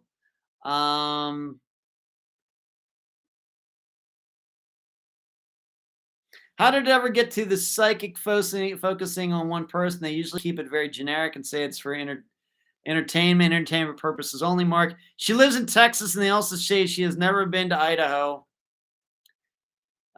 Twitter jail. Orky says, I literally live in Facebook jail. I've been at the bottom of the feed for months for saying Americans have become lazy. Deborah, I'm in Facebook jail now. Wow, all these people. I go at least every other month. I've never been in Facebook jail, and I don't know. Deborah says, I'll say I love animals more than most people. That's my clue. Orky says, Deborah, what did I do to go to jail? Or what did I do in real life? That's what I say, Deborah. Meta needs to get their priorities in order to do something about the sick trolls that post their crap or someone else's page. I believe the podcaster came to these conclusions from tarot cards. And that is funny because one of my best friends from Las Vegas, who I just spoke to recently, she's one of my dearest, closest friends. And she is absolute. She is a numerologist or something like that to some very famous people. She can't tell me who they are, but she would never lie to me. She is not a BSer by any means. So it's funny. I don't believe in any of that stuff, but she is one of my closest friends. And here she is, famous people coming to her for career advice, business advice, just because she's into all of these otherworldly things. True story. It's true. I love her to death. Love her to death. But when it comes to that particular topic, opposite sides of the spectrum. Okay, I'm political, but I've been in jail for just telling someone that their post with nasty comments about our military was not necessarily. Don't blame you. I think Facebook baits us. Don't be baited. So just remember that. A lot of podcast hosts, true crime podcast hosts, they will say anything to get a rise out of you. They'll say anything to get you coming back. That's why so much sensationalism and rumorizing and conjecturing and everything else is in true crime. It lends itself to that because so much of it is unknown. And they're more than happy to feed into all of it. They're more than happy to spin into the curve, keep the slide going. Just please be aware of that.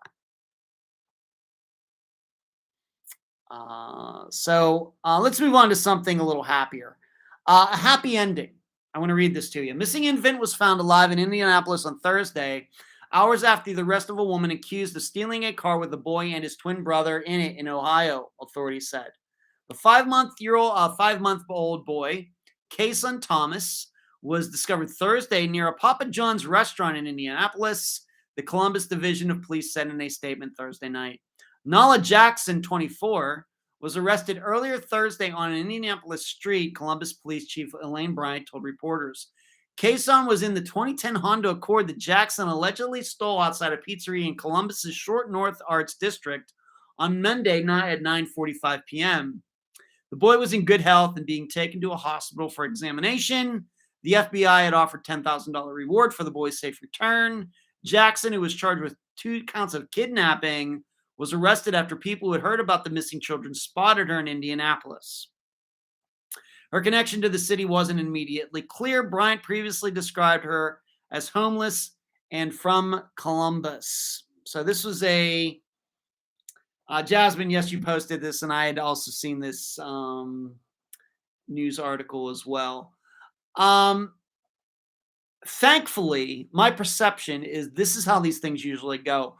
It's very rare that I see a story where a car gets stolen or a car gets carjacked or something, and there's a child in there, a very young child, and then the child it turns up dead. And that is very rare, thankfully. I think what we can learn about this is that these people are all about the cars. They're not stealing the car because they want to kill the child or anything.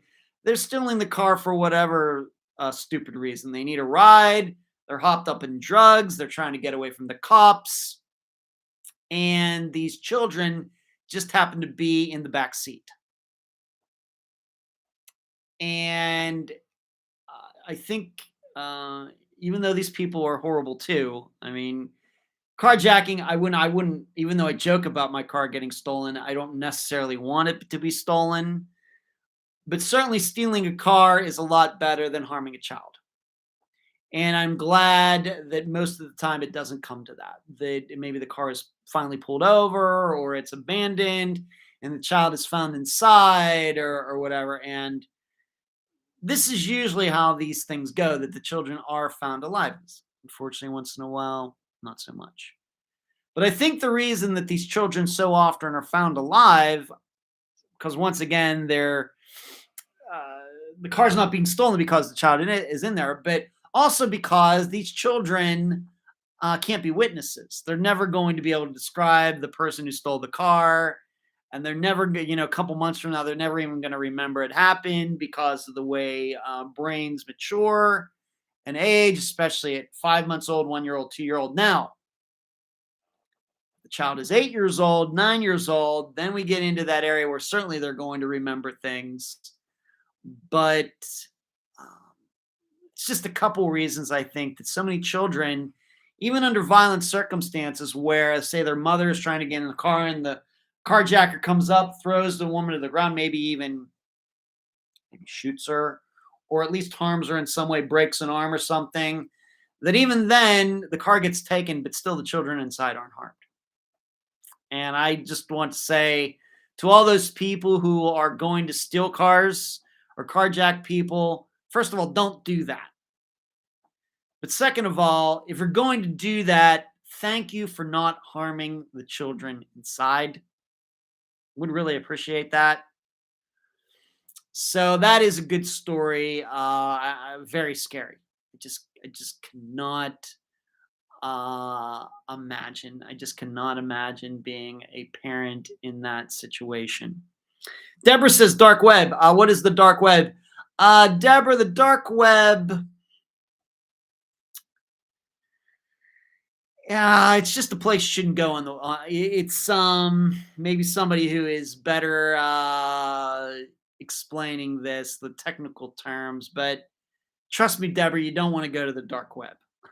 So, a lot of things going on there. Um, that this is where a lot of rumors of kidnapped women being auctioned off and stuff like that. That's where a lot of that comes from, and it actually um, is a place that it exists. But everything that goes on there it's not as simple as just typing in www.darkweb.com. Let's put it that way. I've never been there. I don't want to go there. I've heard just enough scary stuff about it. This is it's just a network just like the regular internet, Deborah, where a lot of illegal dealings and things going regarding drugs, child pornography, and everything else. And so it's why I stay away from it. Very sorry I work for CPS, but I hope mom got in trouble for leaving your two babies in the unlocked car while they were working, delivering food. 3 things wrong the mom did. Yeah. Called, didn't she have a relationship with one of the girls? I really ferry things against the law. Called a bunny. The professor did, I mean. Well, that's what the TikToker alleges. I don't know if it makes it true, Cult, though. If this TikToker thinks somebody said she's from Texas, she's never been to Idaho. So how would she even know if this professor had a relationship with one of those murdered girls or not? I don't know. I guess it's possible. It's just not something that really jumps out to me right away of how she could know that firsthand. So I don't know, Cult of. It's in the article. She alleged that they were in a relationship, and I'm just not going to continue to talk about this, which she alleged, but that's what she alleged. I don't know if there's any proof of that. I don't know how she would even know that, even if it were true. We know that, yes. Do college professors sometimes have relationships with their students? Yes. Are sometimes those relationships lesbian relationships? Yes. Are they sometimes gay relationships? Yes. Are they sometimes threesomes, foursomes, fivesomes, and tensomes and twentysomes? I suppose. But I just don't know how this particular TikToker would even know that. So, and I guess that she never explained how she knew that either. So moving on, being that we do true crime on Unfound Disappearances, we call that true crime, although maybe sometimes crimes weren't committed at all. I thought you'd want to know about the top 5 American cities for crime. What are they? Where are the 5 most dangerous cities that got put on this list?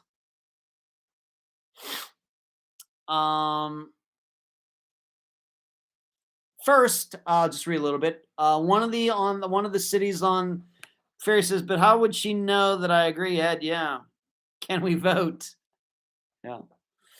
One of the cities mentioned in this article is Anchorage. Not surprised by this. Every time we've covered a couple disappearances from Anchorage now, or at least the area.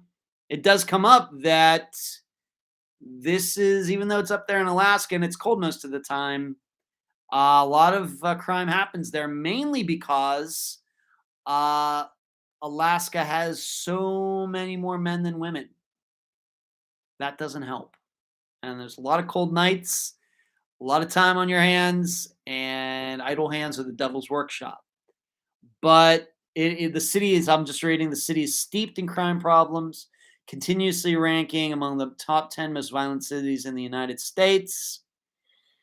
Talk about sexual assaults, robbery, They have a huge opioid crisis where overdose deaths have been surging since 2018. Next city with a huge crime problem on this list anyway, and Jill, I know you're there now, Albuquerque, New Mexico. In 2020, Albuquerque set a new record with 117 homicide victims for that year.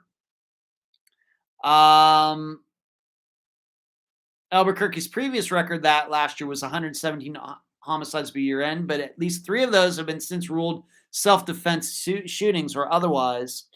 Before that, 2019 marked the ceiling for homicides at 81, so they went up, 30? Homicides went up over 40% in 1 year in Albuquerque from 2019 to 2020. Between 2014 and 2020, the city's homicide rate spiked by 167%. So that's one. Another, maybe a city you would not expect, Nashville, Tennessee. America's famed Music City, whose 40-member metropolitan city council was third largest in the United States, had 8,583 reported violent crimes in 2021, an increase of 4% over 2020. Much of the increase can be attributed to rape and aggravated assaults. The tourist popular Broadway area of downtown Nashville especially has been a hub of rising assaults, harassment, and aggressive panhandling in recent years, which prompted the city last spring to announce that it was working on a plan to tackle issues surrounding homelessness. So that is another one mentioned in this article. And you really wouldn't think of Nashville or even the state of Tennessee. But here it says Tennessee ranked near the top of the list for violent crime last year, so 2021, surpassed only by nearby Alabama, Arkansas, and Louisiana. What is going on? Tennessee had a violent crime rate of about 675 per 100,000 people, far higher than the national rate of 396 per 100,000 people. Wow. Maybe another state you would, or city and state you would not suspect, Asheville, North Carolina. Violent crime rose 31% per 100,000 people from 2016 to 2020 in the city, nearly double the national average and 18 points higher than North Carolina's 13% statewide increase during the same period. The Asheville Police Department in September that showed trends. Such trends have continued, increasing 34% year to date compared to last year and 29% over 2020. Unfortunately, APD, Asheville Police Department, and the Buncombe County Sheriff's Department have meanwhile been hemorrhaging officers. That doesn't help. And he noted that the officer departures accelerated in the wake of tense tear gas choke demonstrations downtown after George Floyd's death in 2020. Zach pinpointed family pressures, a perceived lack of community support, and low pay in the expensive city as major factors pushing police to throw in the towel. And then the last city on this list is shouldn't be any surprise to anybody, New Orleans, Louisiana. It surpassed early last year. It surpassed St. Louis. This is the murder capital of the United States. According to a report released in September by the crime tracking organization Metropolitan Crime Commission, homicides in the Big Easy were up 44% year to date compared with 2021. 44%, tying with armed robbery for largest increase since last year. 2022 marked the city's bloodiest year since Hurricane Katrina ravaged it in 2005. Homicides in New Orleans are up 141% when compared to 2019 and up 78% when compared to 2021. So those right now, of course, it depends on how you want to look at all of that.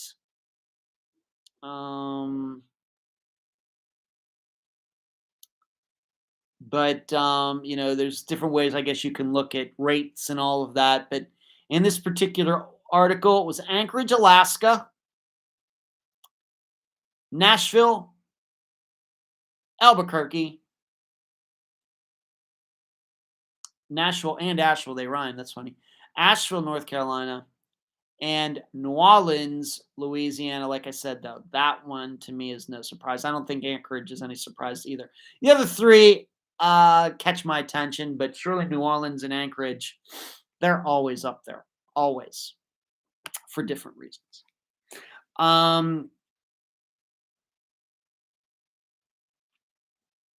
They still can be monitored, right? Pillow Talk, Cali, Florida. Deborah says I'm moving. Deborah, I have to admit, I don't know where you live. So obviously, you live in one of these cities or near one of these cities, Deborah. Sorry to hear that. I can't even tell you what Tampa's murder rate is or crime rate. It's surely out there. I could find that probably in 2 minutes, but I really don't even know what that Tampa's crime rate is. Maybe it's worse than I think. I really don't know. Um, Pinellas County, although technically I don't live in Tampa, I'm over in Pinellas County. I think it's just probably pretty much an average county. We have murders and I just all the regular things, but it never strikes me as being a dangerous county. Although maybe my point of view is skewed, being that I live at the beach, and I don't think any crime. Maybe some speedings and some things, happen out there at the beach, but it's really, really, really, really quiet. Almost, for my taste, a little too quiet. So maybe my perception is a little skewed. All right, let's move on to this Friday. Let's just see if I got everything here. Deborah once again says, I'm moving. Yeah, maybe you'll have to do that, Deborah, if you think that's going to be better for you. This Friday, update episode number 13. Lucky number 13. Who would have thunk we would get to update episode number 13? And if you don't know, it was really my assistant Cherie who was the one who came up with the idea in the first place. And it was because I was supposed to do an interview, and the interview fell through. Trying to figure out what I was going to do for that Friday, and Cherie says, "Why don't you do an update?" And that's just how they got. So why don't you do that? Things are going on with some of these disappearances you've already covered. Why don't you do an update episode? And I was like, yeah, I could do that. And then it became a thing, and now it's regularly scheduled. End of April, end of August, end of December. So we're now on update episode number 13. I've not started recording it yet. However, all the script, and I know what disappearances I'll be talking about. And more that maybe, I don't know, maybe more than I thought. It's hard to say. As I stated maybe last week or maybe the last few weeks, my perception is that 2022 was kind of a slow year in the finding of missing people. For any of the disappearances that Unfound has covered, it seemed like a slow year. Once again, looking backwards, it seemed like Zoe Campos, Esther Westenbarger, Crystal Morrison, Andrea Beaumain, all those. It seemed like they all happened so close together. It's probably a distortion in my mind, but it seemed like they all happened at the same time. But then in 2022, it's been pretty slow. That doesn't mean there aren't updates, but that particular point about finding people, whether alive or deceased, just been a little slow this year. Maybe it'll bounce back in 2023. We certainly hope so. Call does true. I've kind of dropped off from following the case. Some behind. Yeah. Yeah, it doesn't get any easier for me either, Colt, because we're up to 276 disappearances. When we only had 100, it was a lot easier to keep track of them and know what was going on. Now that we're up to this number, it takes a little work to go back through them and figure out if anything new is going on. And that includes the Unfound Nows, by the way, too, which we have 2.5 years of them, a monthly series of that, too. So that's this Friday. And then I think we'll get back to the regular format next Friday, although I don't know what disappearance that's going to be. It's going to be something I'll have to be working on for the rest of the week. All right. Well, that is it. That is the end of the live show for December 26, 2022. Once again, I hope everybody had a great Christmas. I hope you all have a great New Year's this coming weekend. Don't drink and drive. Don't get in a car with somebody who's been drinking. Make arrangements that way. Maybe you just want to stay at home. Nothing wrong with that. And I really don't have any firm plans, but I'm certainly going to go to the New Year's Eve party in my building. That's the only plans I have. Who knows where I'll go from there? Maybe I'll be invited. Somebody will get to know saying, do we want to come over to their condo for a party or something? I don't know. We'll just have to see. I'm flexible. But that's all I got. And thank you so much. Please give this video a thumbs up. Please consider joining. Like, we have a couple new members to the channel tonight. I'm so excited about that. Thank you for the super chat contributions. You're very generous. And you will hear me on Friday. I'll be the only person you hear on Friday because there are no guests for update episodes. Good night, everyone. Charles, I hope you had a great Christmas. I'll say hi to your mother tomorrow for you. Good night.